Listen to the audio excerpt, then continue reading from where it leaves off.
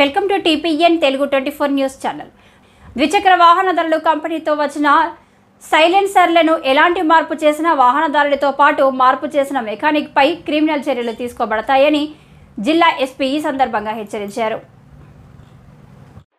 జిల్లాలో గత నెల రోజుల వ్యవధిలో నిబంధనలకు విరుద్ధంగా ద్విచక్ర వాహనాల కంపెనీ సైలెన్సర్ స్థానంలో అధిక శబ్దం వచ్చే సైలెన్సర్లు ఏర్పాటుపై పోలీసులు స్పెషల్ డ్రైవ్ నిర్వహించి అధిక శబ్దం చేసే 86 ద్విచక్ర వాహన సైలెన్సర్లను గుర్తించి మరోమారు వినియోగించకుండా రోడ్డు రూరల్ సాయంతో మంగళవారం రోజున సిరిసిల్ల బైపాస్ ప్రాంతంలో ధ్వంసం చేశారు. నిబంధనలకు విరుద్ధంగా ద్విచక్ర వాహనాల సైలెన్సర్లను మార్పు చేయడం చట్టరీత్యా నేరమని, శబ్ద కాలుష్య నియంత్రణతో పాటు ప్రజా ఆరోగ్యాన్ని దృష్టిలో ఉంచుకుని అధికంగా శబ్దం చేసే ద్విచక్ర వాహనాలపై ప్రత్యేక దృష్టి సారించి జిల్లా వ్యాప్తంగా తనిఖీలు చేపట్టారు. ముఖ్యంగా ద్విచక్ర వాహనదారులకు తెలియజేయనది ఏమనగా కంపెనీతో వచ్చిన సైలెన్సర్లను మాత్రమే వినియోగించుకోవాలి. ఎవరైనా వాహనదారుడు సైలెన్సర్ మార్పు చేసి శబ్ద కాలుష్యానికి కారణమవుతున్న వాహనాలపై నిబంధనల ప్రకారం చర్యలు తీసుకుంటామని హెచ్చరించారు. వాహనాలకు సైలెన్సర్స్ మార్పు చేసి శబ్ద కాలుష్యానికి కారణమవుతున్న వారి సమాచారం Sircilla traffic ASI 8712656441, Vemulawada traffic ASI 8712656440కి సమాచారం ఇవ్వాలని తెలిపారు.